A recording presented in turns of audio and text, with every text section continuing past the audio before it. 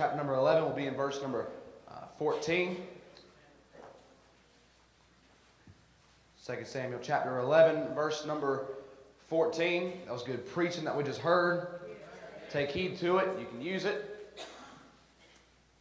2 Samuel chapter 11, verse number 14.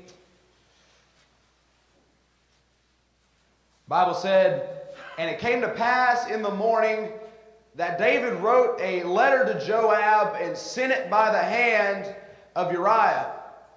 And he wrote in the letter, saying, Set ye Uriah in the forefront of the hottest battle, and retire ye from him, that he may be smitten and die. And it came to pass, when Joab observed the city, that he assigned Uriah unto a place where he knew that valiant men were.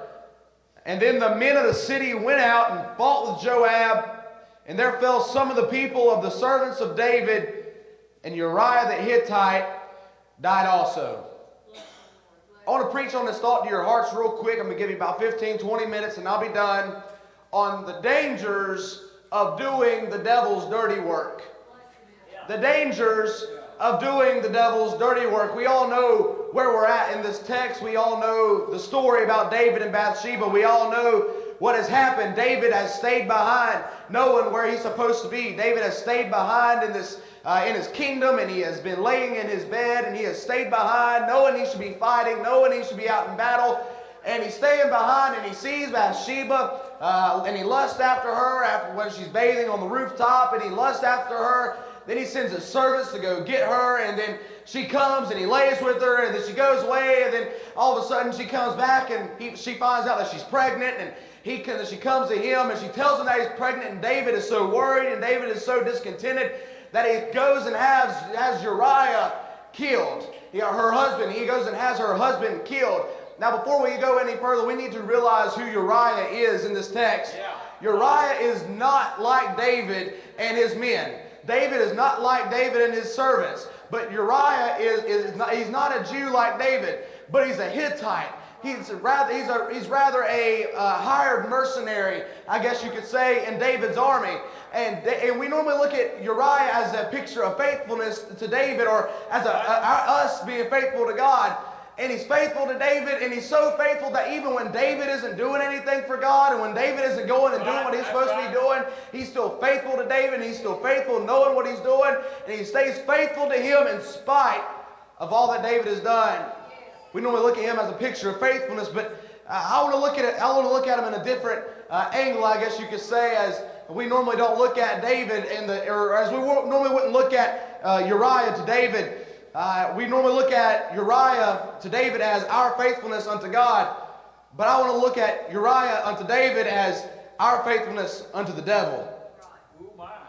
I want to look at our faithfulness unto the devil. Some of us, I should say, are real faithful to the devil. We are real faithful to the devil rather than God. We always wound up doing the devil's dirty work instead of God's holy work. We always wound up doing stuff for the devil instead of God. I want to show you 4 things real quick of what you lose when you do the devil's dirty work, and then I'll be done. Number 1, whenever you do the devil's dirty work, you'll lose some friends. You'll lose some friends. Look at verse number 16.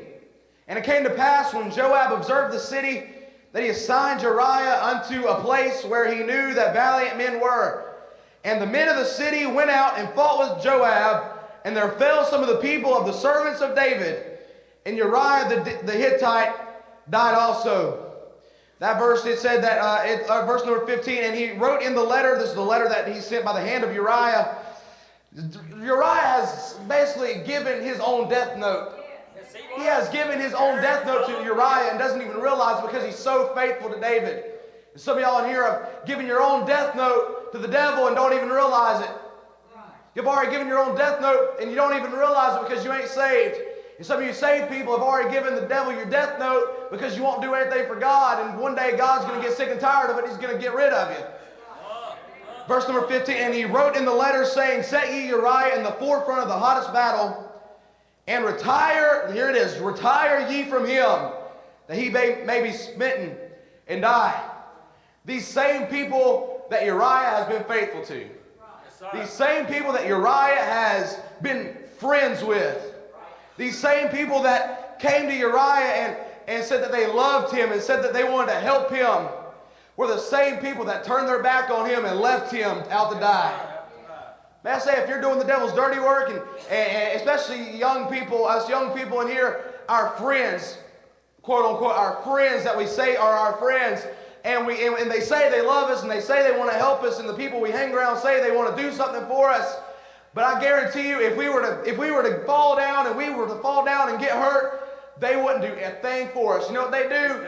They turn their back on you and leave you and not want anything to do with you. And may I say tonight that we need some real friends. We need some real friends that whenever we do bad stuff, whenever we fall, that they come and pick us back up. Not like these people. If we keep doing the devil's dirty work with other people and other people that aren't our friends, that say they're our friends, and deceive us and mock us, and we don't even realize it, we will lose some friends this evening. Not only will we lose some friends, but we see that he lost his family. Uriah lost his family. Verse number 26. The Bible said, and when the wife of Uriah heard that Uriah, her husband, was dead, she mourned for her husband. And when the mourning was past, David sent and fetched her to his house, and she became his wife, and bare him a son. But the thing that David had done displeased the Lord.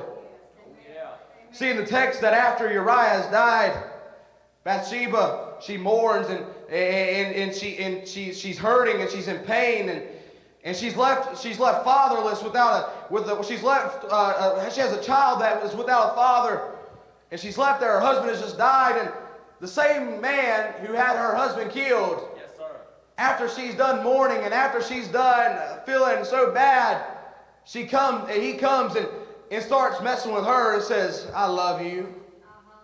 I'll help you. Knowing that he's the one who brought her this pain. And he comes to her and he starts deceiving her. And if he really loved her, he wouldn't have did what he did to begin with. He wouldn't have laid with her. He wouldn't have committed adultery with her. He wouldn't have had her husband killed if he really loved her. But he comes to her and he says, I love you. I want to help you. And because Uriah has died, and because Uriah gave his own death note, and because Uriah did David's dirty work, Uriah lost his family. Some of y'all in here have been doing the devil's dirty work, and it's starting to cost you your family. Whether it's your kids or your wife or your husband or your brothers and your sisters, whether it's immediate family, whether it's distant family. Some of y'all started doing the devil's dirty work and have started living for the devil and haven't been living a clean testimony in front of your family.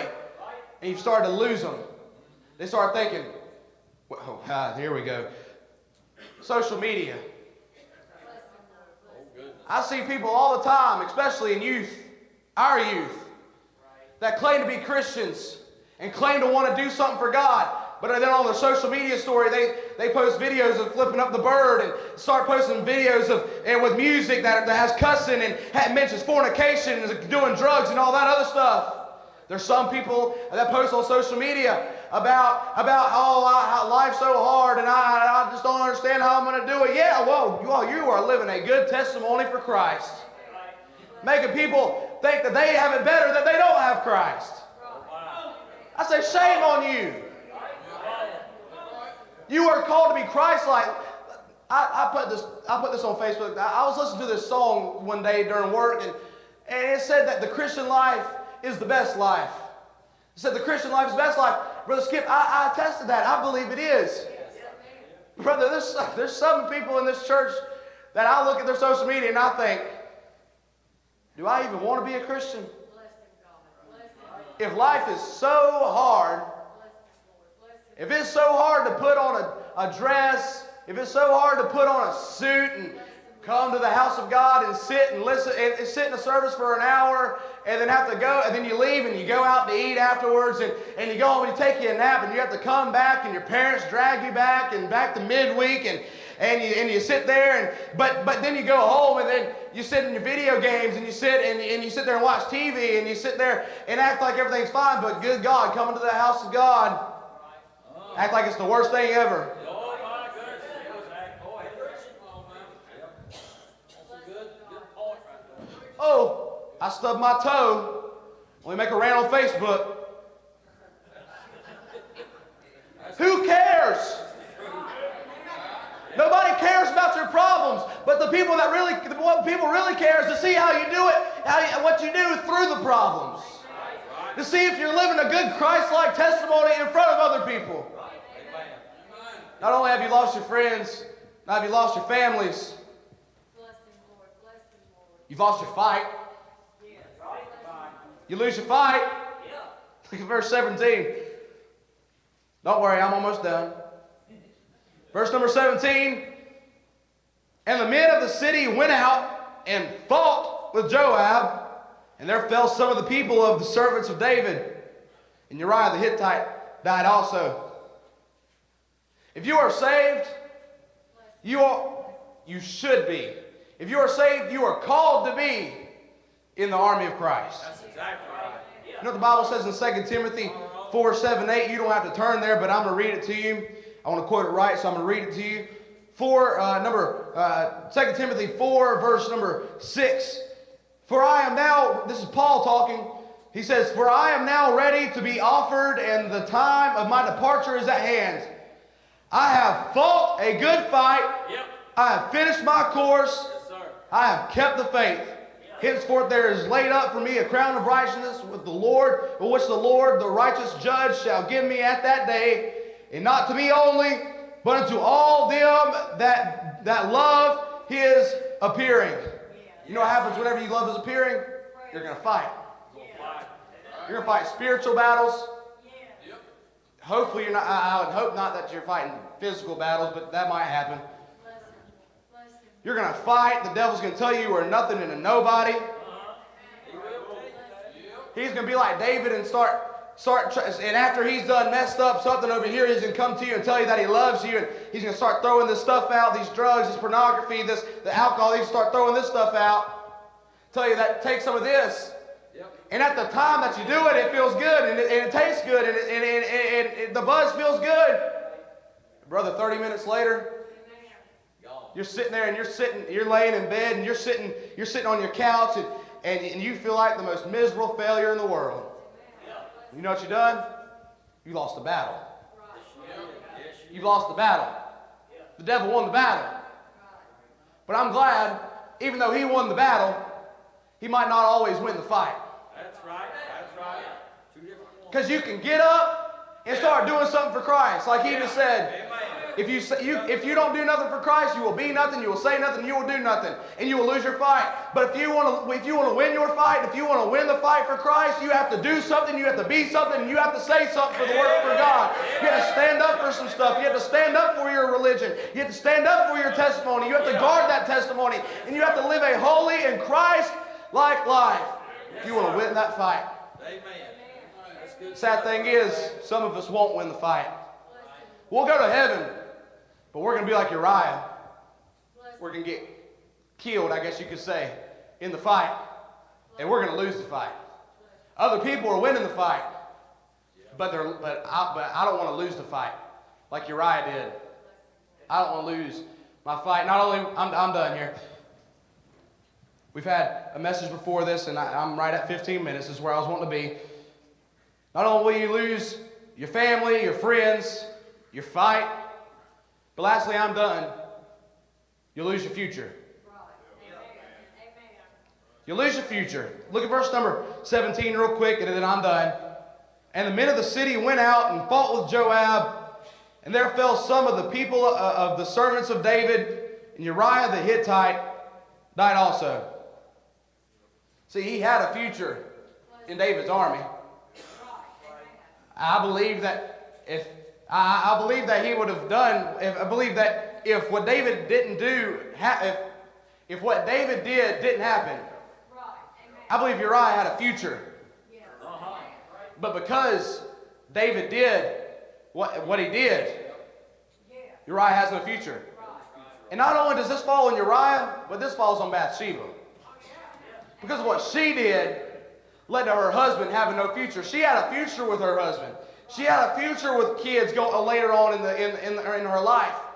But because of her decision at that point with David, because David seemed all nice and friendly and he was the king, because of that, she laid with him. And because of that one decision, made everything come crashing down. Made everything come crashing down. She lost her future. And he lost his future because he died. Some of you in here have been doing the devil's dirty work for far too long, and you haven't been saved. You're losing your future. If you're saved in here, you have a future of heaven. You can't lose that. But if you're not saved, you have a future one way or another. But you can change that. That's your choice. Nothing I can do, nothing anybody else can do. Christ did the work. You just have to choose to accept it. I'm done here. I heard this story this one time, and there was a man. He was wealthy, and he was on his deathbed, and there was a doctor, a preacher, and a lawyer that came to see him while he was at the hospital, and he told him that he was dying and he wasn't going to live very much longer. And he sat there and he told the doctor, he told all of them, he said, I want $30,000 buried in my casket with me. I want 30 grand buried in my casket with me.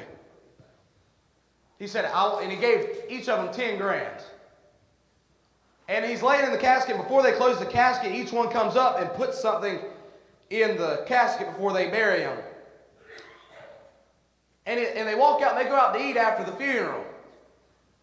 And they're out to eat and they're talking and they're discussing their friend's life. And the doctor stands up and he says, I got a confession to make. He said, I got a confession to make. You know, he's an older man. He came to my doctor's office a lot. I helped him out a lot. And I figured that he might not mind if I had a little bit of the cash. He said, I put 8 grand in the casket, but I kept 2 for myself. And then the preacher stood up and he said, well, I got a confession to make too.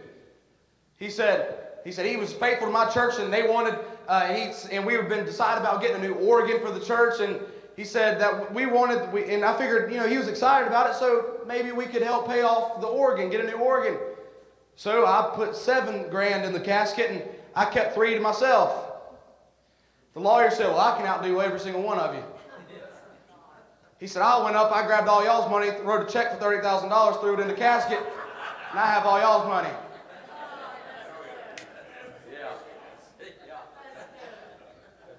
Because the check wouldn't mean nothing. The money wouldn't mean nothing either. But he knows he ain't going to lose that $30,000. Because the check don't mean nothing. The money don't mean nothing. Because that person lost their future. That life that they lived for the pleasure, for the money, for the wealth, none of it mattered. It's all gone. Because he's in eternity someplace. I don't know your spiritual condition. I don't know what you're going through. I don't know what you're doing. I don't know what you're doing. I don't know if you're doing the devil's dirty work. I don't know if you're sleeping in the wrong bed. I don't know what you're doing. But somebody in here is doing something. And somebody in here, a crowd this size, I'm sure there's at least one person here that don't know Christ. Maybe not. But I know none of us are where we should be with our walk with Christ. We are nowhere near where we should be. You might help me. Can you sing that song again? None of us are where we should be with our walk with Christ. I like that song that we sing in the choir. I want to get so close to Him that there's no big change on that day that Jesus calls my name. I'll be honest. I don't know if I'm living a life that's like that. There's a lot of people in here, most of us, that aren't living a life that's like that because we're too busy doing the devil's dirty work. Wanting pleasures of this world and wanting pleasure, and wanting wealth, and wanting fame, and wanting to make it big in this world. That ain't how you do it. You don't get big by doing the devil's dirty work. That's not how it happens. Honestly, you might make it big doing the devil's dirty work, but in the end, like I just said, no, it's going to matter. Because you lost your friends, you lost your family, you lost the fight, and you lost your future. Just like Uriah. Maybe some of us need to come to an altar tonight and not only thank God for where He's brought us from and where we used to be, but to come before Him and try to get a little bit closer. And try to ask God, what should I be trying to get out of my life? What's causing? What do I need to confess to you? That way communication can be restored. What needs to be changed? What needs to be helped? What needs to be reversed? What needs to be done so that I can get closer to you? I don't want to do the devil's dirty work. I just want to do God's holy work. I want to live for God as long as I can. I want to live a life though my friends and my family look at me, and whenever I'm finally dead and gone, hopefully far off in the future, that they can look at me and say, he lived for God. He lived for Christ. He lived a good life. And that he was saved. And there's no doubt about it. Some of y'all here, we can't tell if you're saved. You say you're saved. You say you've been born again. But we've seen your social media posts. We've seen how you act in public. We've seen who you really are. We've seen behind the curtain. We can see it on your face. Dangers of doing the devil's dirty work.